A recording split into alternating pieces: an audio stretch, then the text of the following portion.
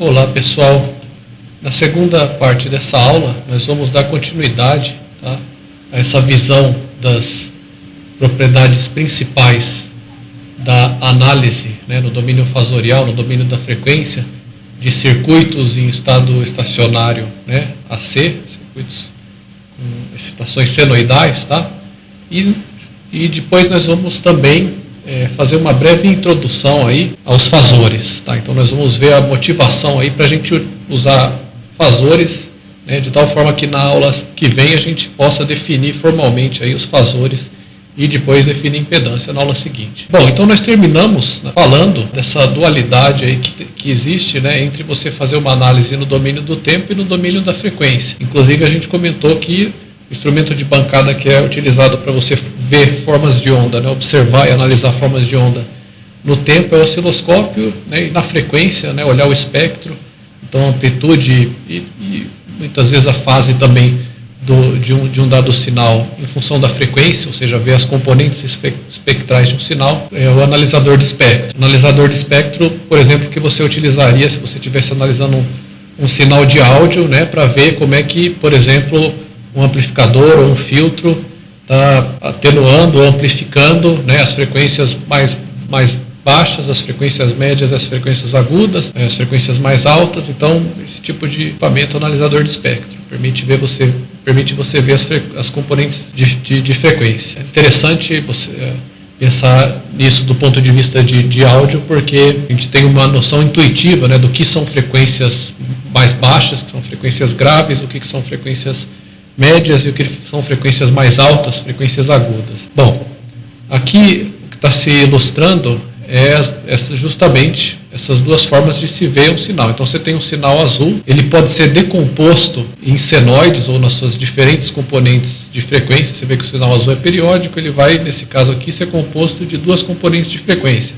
Uma senoide está ilustrada em vermelho e outra em roxo aqui, né? A vermelha tem uma frequência um pouco menor e a roxa tem uma frequência maior, tá? Se você fosse olhar, então esse sinal, né, no domínio do tempo, ele pode ser decomposto nessas duas ondas. O domínio do tempo está correndo nesse sentido.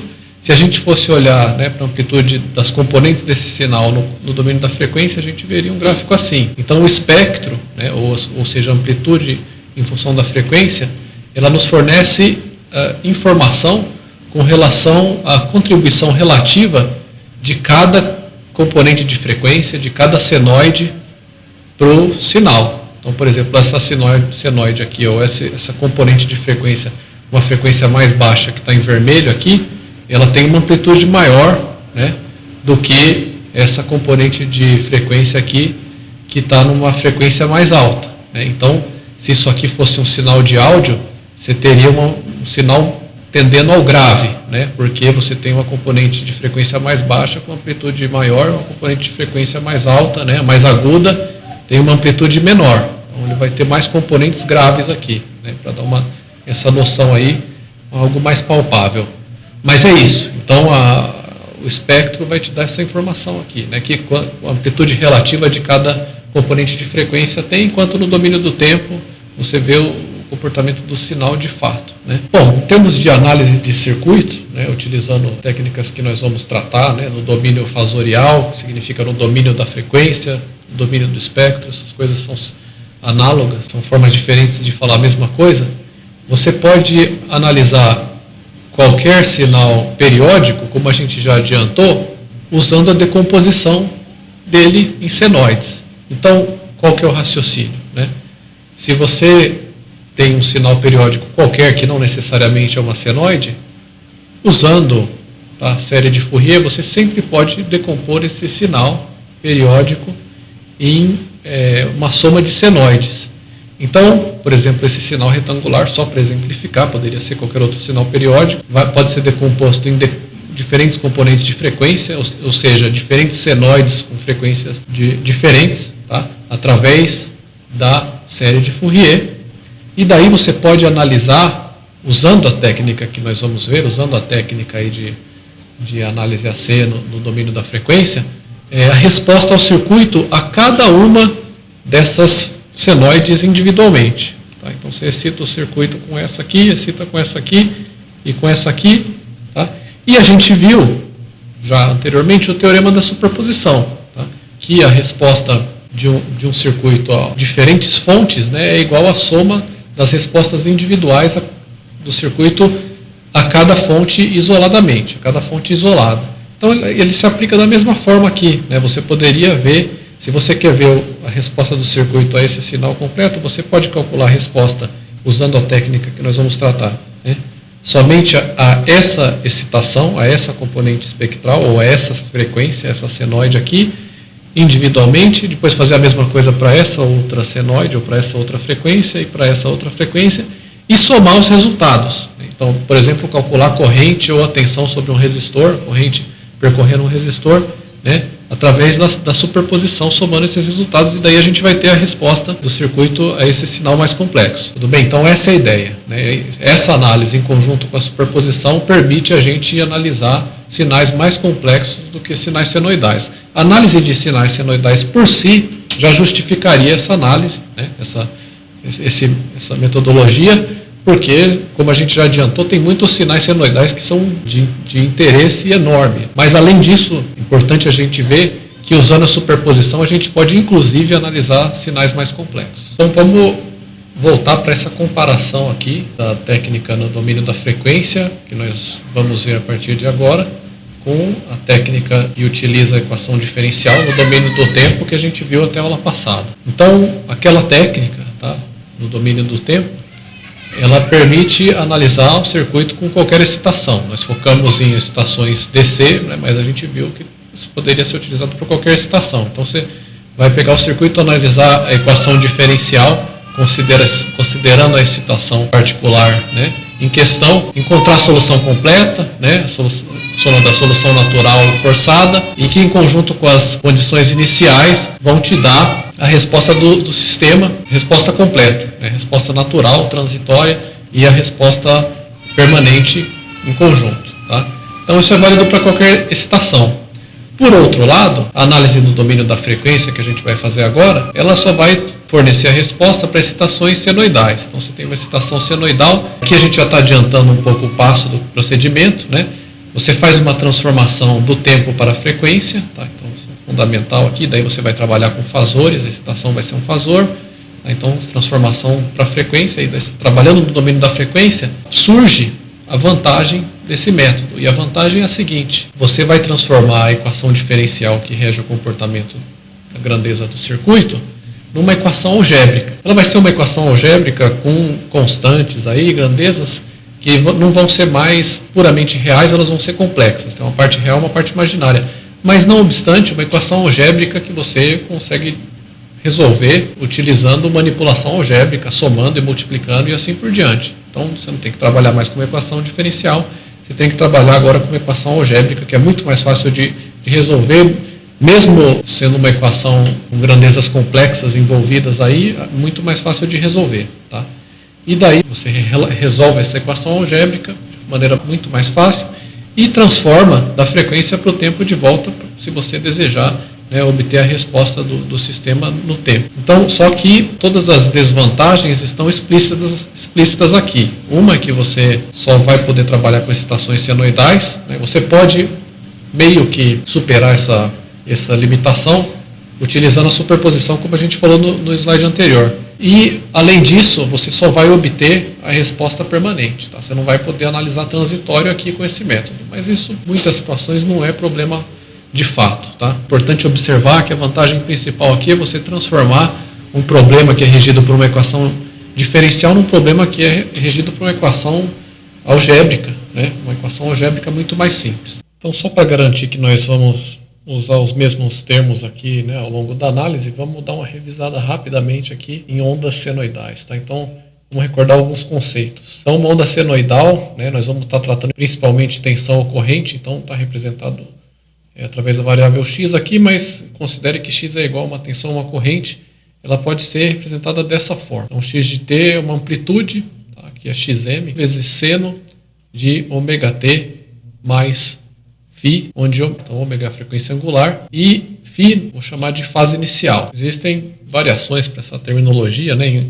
em outros contextos, em outras disciplinas ou, vamos dizer assim, comunidades de pesquisa e tal. Você pode encontrar outros nomes aí, por exemplo, é comum você chamar φ de ângulo de fase, variações nesse sentido. Vou só para adotar uma terminologia comum aqui, então vamos adotar isso aqui, tá? Frequência angular, fase inicial, que vai definir aqui, né, o deslocamento de fase da onda, da senoide. Tá? Então aqui você tem a senoide ao longo do tempo, né, o período é a duração, o intervalo de tempo para o qual a fase, né, a fase que eu estou falando é o argumento do seno, né, a fase se repete, tá? Então o período é isso daqui, portanto no seno você vai ver aqui a crista da onda em t sobre 4, né, um ponto em que ele cruza zero em t sobre 2, aqui esse vale, né, esse mínimo em 3t sobre 4, e se o seno começou em t igual a zero, você vai ter um período completo em t igual a t maiúsculo período. O xm é amplitude, valor de pico, né? Valor de pico a pico seria 2xm nesse caso, amplitude, aparece multiplicando o seno aqui, vai ser isso, o valor de pico ou amplitude similar. E, além disso, então esse é o período, você pode lembrar que o período é o inverso da frequência, né? Ou a frequência é 1 sobre o período, e além disso você pode relacionar a frequência angular que aparece aqui no argumento do seno com o período através dessa equação, ômega é igual a 2π sobre t. Você pode obter isso aqui notando que o período vai ser o intervalo de tempo para qual a fase se repete, né? Então você poderia pegar esse argumento aqui, ômega t mais φ, e calcular ele no tempo final. Então vamos colocar aqui que começou em zero e terminou em tzinho igual a t período, né? Menos ômega vezes o tempo inicial, que é zero, mais φ, né? E se isso daqui é o intervalo de tempo para qual a fase se repete, isso aqui vai ter que ser um 2π ou um múltiplo de 2π, tá?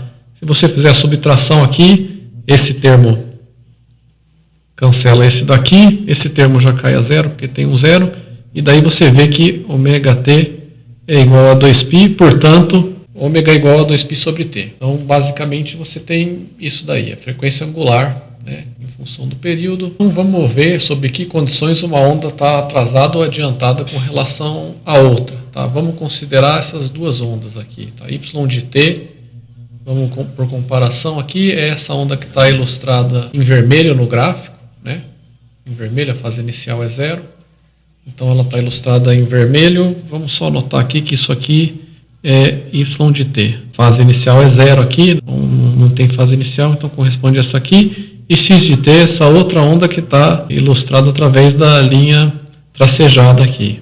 Tá? Então essa aqui é x de t. Você pode ver que qualquer fase em x de t, nessa linha onda com a linha tracejada aqui, acontece antes. Por exemplo, essa fase em que a onda cruza com zero aqui, né, considerando que esse eixo aqui é o eixo do tempo, né? Ele está multiplicado aqui por ômega, tá? Tem um fator de escalamento aqui, para que quando você tenha um período aqui, você tenha 2π na grandeza do eixo x aqui, mas não importa, é o eixo do tempo multiplicado por uma constante, tá? Então é o eixo do tempo, então se o eixo do tempo cresce para cá, essa mesma fase em que a onda tracejada cruza com zero está acontecendo antes do tempo, né, do que a mesma fase para a onda vermelha, então para y de t. Então, portanto, você pode dizer que isso vai acontecer para qualquer fase, né? A crista da onda aqui, então ponto de fase constante, né? A crista da onda para qual a fase é π sobre 2. Na curva x de t, está acontecendo antes da crista da onda, tá? Na curva y de t, está acontecendo posteriormente desse intervalo aqui. Então, toda a onda x de t está adiantada com relação à onda y de t. Toda a onda x de t está adiantada com relação à onda y de t. Então, portanto, se você tem uma fase inicial positiva aqui, né, ou uma fase inicial que é maior, tá, do que a fase de uma outra onda, a onda com a maior fase vai estar adiantada. Então, portanto, nesse caso aqui, y de t está atrasada com relação a x de t, e x de t está adiantada com relação a y de t, tá? Ambas de φ radianos.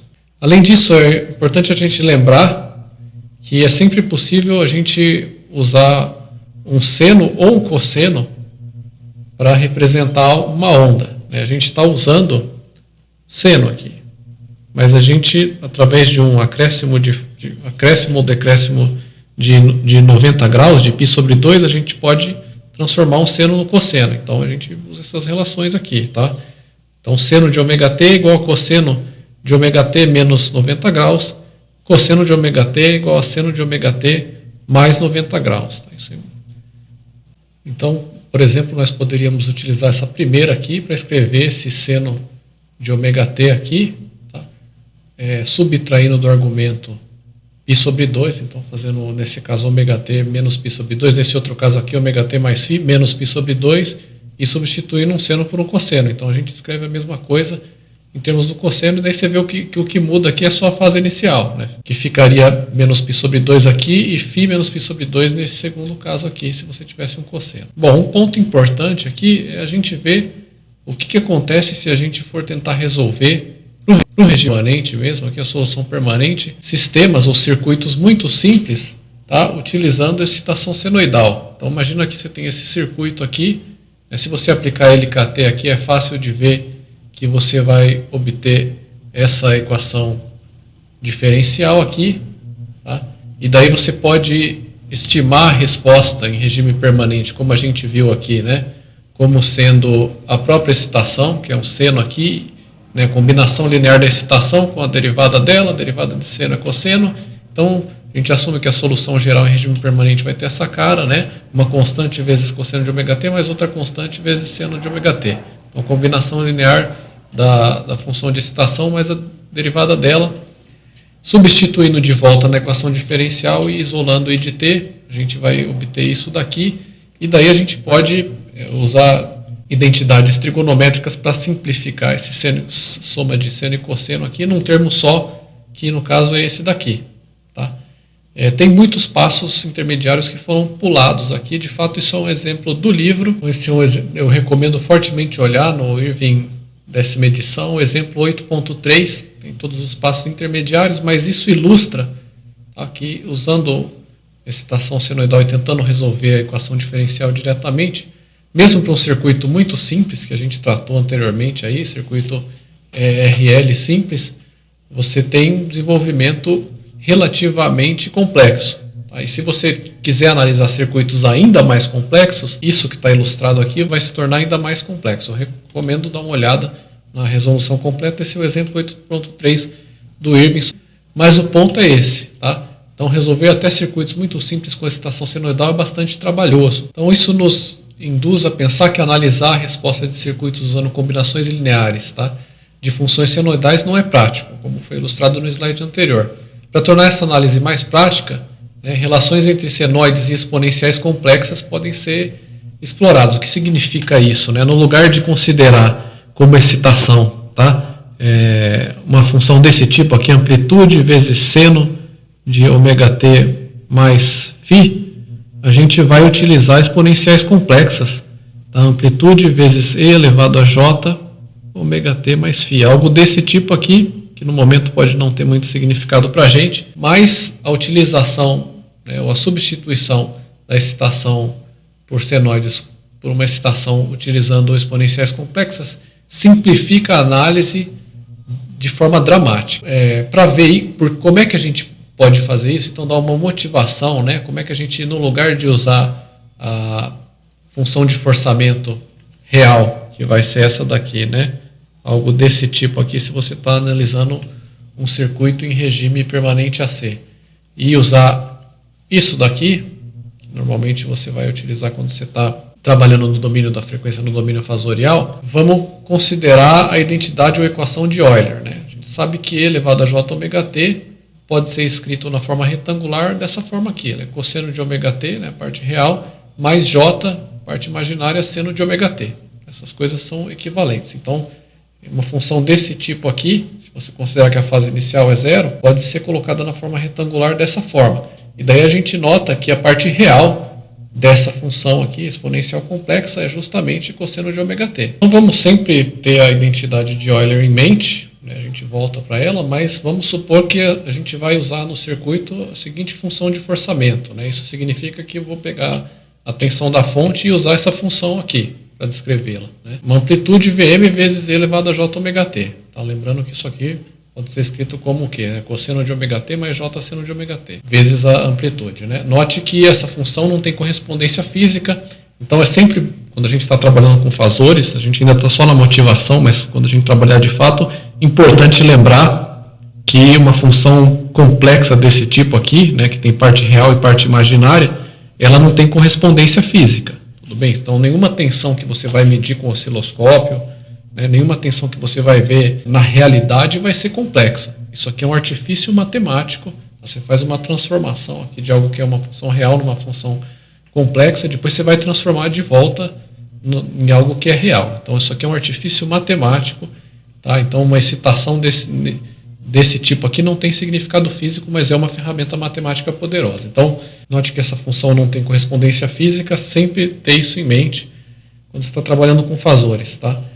Essa função também pode ser escrita dessa forma aqui, né? Vm vezes substituir o E elevado a j ômega t, né, usando a identidade de Euler, por cosseno de ômega t mais j seno de ômega t.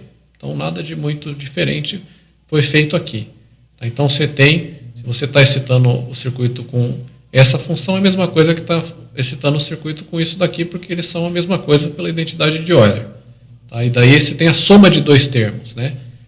Esse V de t aqui é Vm vezes cosseno de ômega t mais Vm vezes j seno de ômega t. Então a resposta, imagina que isso aqui é um circuito e você tem essa fonte. Então você tem um circuito com uma fonte, vamos desenhar um circuito simples aqui, né? Por exemplo, um circuito que tem um resistor e, sei lá, um capacitor aqui, alguma coisa assim, ou qualquer circuito, na verdade, e você tem a excitação V de t, tá? E a resposta do circuito que você está interessado é uma corrente que, né, num circuito de único laço seria a corrente está percorrendo o circuito. Então você vai ter o I de t. Tá? Então, ou, sem perda de generalidade, qualquer resposta. Né? A resposta poderia ser uma corrente, uma tensão também. Tá? Então considere que a resposta de um circuito, a parte real de V de t, eu vou reproduzir o V de t que a gente representou no slide anterior, ele acabou se tornando, a amplitude é Vm vezes cosseno de ômega t, mais j vezes Vm seno de ômega t. Portanto, a parte real é isso daqui. Né? Então, considere que a resposta de um circuito à parte real, se você estivesse excitando só com a parte real, seja essa daqui. Estou chamando de linha aqui, igual a uma amplitude de corrente vezes cosseno de ômega t, mais uma fase inicial. Essa fase inicial aqui vai existir, assim como nesse exemplo aqui, tá? Seria essa fase inicial aqui, vai surgir, né, porque quando você tem elementos armazenadores de energia aqui, nós vamos ver isso posteriormente, tá? A corrente e a tensão no circuito nem sempre vão estar em fase, de fato elas vão ter um deslocamento de fase entre si. Então, ou seja, a solução na forma mais geral ela vai ter uma fase inicial aqui, né? No caso específico, essa fase φ pode ser igual a zero, mas é importante a gente considerar ela aqui. Tá? Então, a gente está excitando aqui, né, com uma função que tem fase inicial nula, por simplicidade, mas você pode gerar uma resposta no circuito, uma corrente ou uma outra tensão que tem uma fase inicial, então é sempre importante a gente considerar que ela pode existir. Tá? Então, por isso que ela está aqui. Tá? E a resposta agora, então essa é a resposta à parte real. Ela vai ter a mesma forma que a função de forçamento aqui, Im cosseno de ômega t. E daí agora consideremos que a resposta à parte imaginária, né, que é essa parte aqui, ela vai ter essa outra forma aqui. Tá? E duas linhas, para distinguir de linha, igual a J, né, você tem um J multiplicando aqui, tá? Vezes Im seno de ômega t mais mesma fase inicial. Isso que vai acontecer, né? Então, se a excitação é a combinação das duas funções, nós vamos ter a soma. Se a excitação é esta soma daqui, né, a combinação linear das duas funções, você imagina que a resposta vai ser a combinação das duas respostas, a soma das duas respostas. Então, Im cosseno de ômega t mais φ mais J Im seno de ômega t mais φ. que pode ser escrito agora, né, usando de novo a identidade de Euler, tá, como uma amplitude m. Note que o m está multiplicando tanto o cosseno quanto o seno, a gente pode colocar em evidência, né, e sabendo que cosseno de x mais j vezes seno de x é e elevado a jx, então, portanto, o restante da função aqui vai ser e elevado a j vezes x, que no caso é ômega t mais φ. Tá? Estou chamando tudo isso aqui de x, né?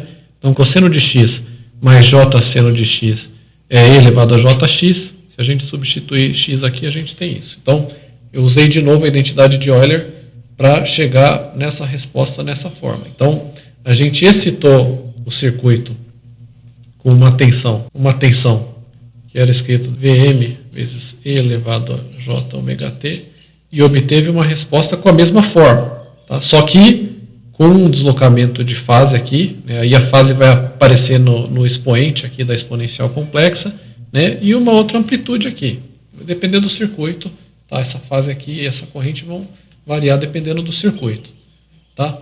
Então, portanto, isso nos induz a pensar que no lugar de aplicar essa função aqui, se você tem um circuito que tem essa excitação de fato, né? No lugar de usar isso, a gente pode usar isso daqui. De fato, a gente vai ver as razões pelas quais isso é mais prático. Tá? Tem razões para você querer usar essa exponencial complexa no lugar disso daqui, obtendo como resposta um IDT que vai ter uma cara similar. Também vai ser uma exponencial complexa. Né? Vai ter uma amplitude m vezes e elevado a j ômega t, mais uma fase inicial aí que vai depender da configuração do seu circuito. Então a gente pode, no lugar de excitar o circuito com isso aqui, usar uma exponencial complexa, amplitude, obter a resposta e depois pegar só a parte real dessa resposta. Então, tomando a parte real disso aqui, né, o que vai acontecer? Né? Vamos de novo escrever isso aqui usando a identidade de Euler. Você vai ter Im vezes, tá, cosseno do tudo que está multiplicando o j no expoente aqui, né? Cosseno de ômega t mais φ, mais j seno de ômega t mais φ. E aí, se a gente tomar só a parte real, significa a gente pegar só essa parte aqui e descartar isso aqui. Então, tomando a parte real dessa função aqui, a gente volta no cosseno. A gente vai ter Im, né, que ficou aqui, amplitude, está multiplicando o cosseno de ômega t mais φ. Tá? Então, de fato, isso está nos dando aqui um padrão do que a gente vai fazer quando a gente trabalhar com fasores. A gente vai explicar um pouco melhor detalhes aqui, são os fasores, né? Mas você vai, no lugar de excitar o circuito com a função que de fato está alimentando o circuito, a tensão da fonte senoidal ou cossenoidal, no lugar de usar isso aqui, você vai excitar o circuito com uma função desse tipo, descrita por uma exponencial complexa, obter a resposta a essa função aqui, e daí essa resposta não vai ter diretamente um significado físico, porque nenhuma corrente ou tensão que você mede ou que existe na realidade, ela tem parte imaginária, ela é complexa, mas depois de você transformar isso, né, tomar a parte real disso daqui e transformar isso nessa resposta aqui, essa resposta sim, tá, vai ser a resposta que vai ter significado físico e de fato vai ser a resposta à excitação original. Tá? Então, no lugar de excitar com essa função aqui, você vai excitar com isso aqui, obter a resposta, e aí as técnicas para fazer isso a gente vai ver a seguir, né? E obtida a resposta, você toma a parte real, tá? Para obter a versão da resposta no domínio do tempo, que vai ser a resposta de fato. Tudo bem? Então, esses 3 últimos passos aqui descrevem uma parte importante do procedimento que a gente vai fazer posteriormente. Tá? Isso daqui foi só a motivação, tá? Para justificar, usando a identidade de Euler, que no lugar de trabalhar com senoides e cossenoides, a gente pode trabalhar com exponenciais complexas, e daí nesse desenvolvimento vai surgir o conceito de fasor e o conceito de impedância, mas notando, né, sempre tendo lá no fundo da memória que isso aqui é um artifício matemático e que depois de trabalhar e calcular as grandezas complexas, você tem que tomar a parte real, tá, para obter aí a tensão ou a corrente no circuito na forma instantânea, no domínio do tempo, tá, que tem significado físico real mesmo. Tudo bem? Bom, pessoal, então é isso, né? Por essa aula é isso daí. Como eu falei, na aula que vem nós vamos definir formalmente aí os fasores. Na aula seguinte, definir formalmente o conceito de impedância e admitância complexa como uma extensão do conceito de resistência e condutância. E é basicamente isso. Então, tenha uma boa semana e até a próxima.